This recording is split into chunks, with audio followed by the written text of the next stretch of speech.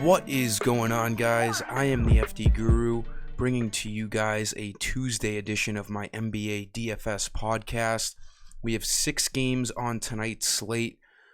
Detroit and Utah, as of right now, is definitely gonna play until there's another update on this game. We're gonna pick like we're expecting this game to play. There's already some good value out there. There's 2 games that are the clear-cut best games to pick from tonight, and that's the Clippers and the Nets and the Blazers and Wizards. Both of those games have over 240 over-unders, which is just a crazy number. So we're going to try to get as much exposure from that game as possible.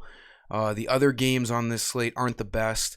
Celtics and Warriors has a little bit of value and good prices in that game, but nothing crazy. So as usual, I'm going to give you guys 5 plays that I like. Yesterday's video ended up doing really well. Simmons on the Blazers ended up getting like 32 fantasy points. Devontae Graham did well. Barton didn't play. Julius Randle did well, and Cody Zeller crushed and was the best center on yesterday's slate. So glad FanDuel and DraftKings and all those sites refunded everyone who had players in that Nuggets game. That would have been a big problem if they didn't do that. So new night tonight. Let's get after it. Point guard, I like Damian Lillard once again. I had Lillard and Giannis in all of my lineups last night, and that unfortunately ended up being a blowout, and we didn't get any fourth quarter minutes out of Lillard or Giannis. I'm expecting different things tonight. This Blazers and Wizards game has a close spread.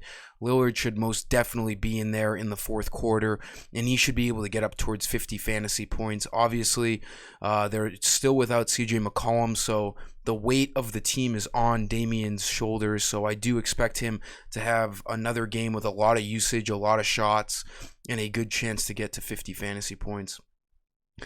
Shooting guards, look at Paul George. This Clippers-Nets game is a great game to pick from. There's no injuries in it, so value doesn't come by that easily here, but I do like spending up on Paul George, 8,400.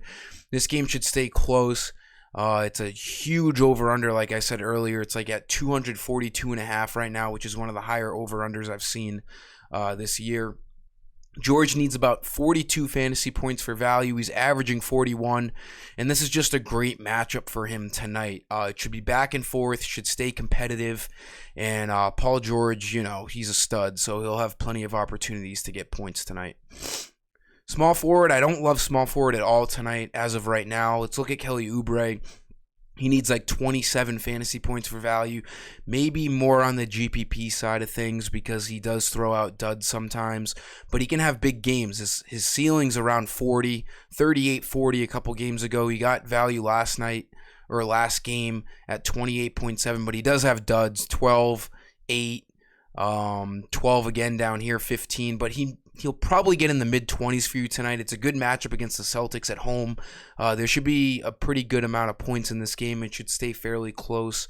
I don't think the spread is too high. So Oubre could be a pretty solid small forward play at 5,500. Again, he needs like 27 points for value. He'll see around 27 minutes, and he's like a fantasy point per minute kind of guy.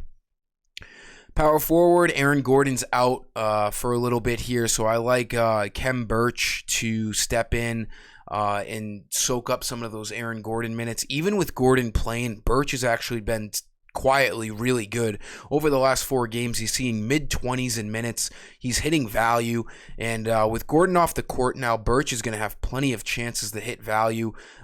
He might not necessarily start tonight. They might start Gary Clark, which is what they've done in the past with no Aaron Gordon, but Burch is the guy who benefits the most because he comes off the bench with Terrence Ross, and they really run that second unit. Burch will just have a better chance to stay on the court later in the game because Aaron Gordon is not available. So Burch at 4,500 needs like 22 fantasy points. He's averaging a little over 20, and that with no Gordon, Burch makes for a pretty strong power forward play tonight. Then for center, this could be more of a GPP play.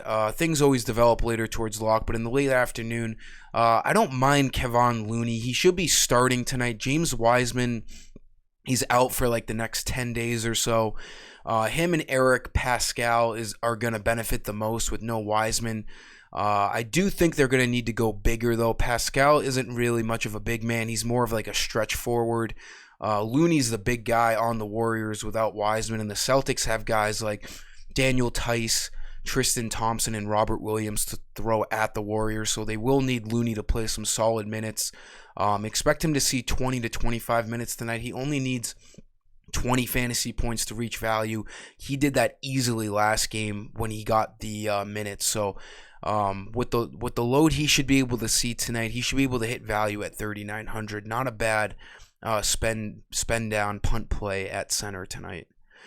That'll sum up today's video, guys. As usual, I appreciate you guys liking the video. I appreciate all my subscribers. Let's get after it tonight and cash in big here on Tuesday. Until next time, I am the FD Guru, and I'm signing off. See ya.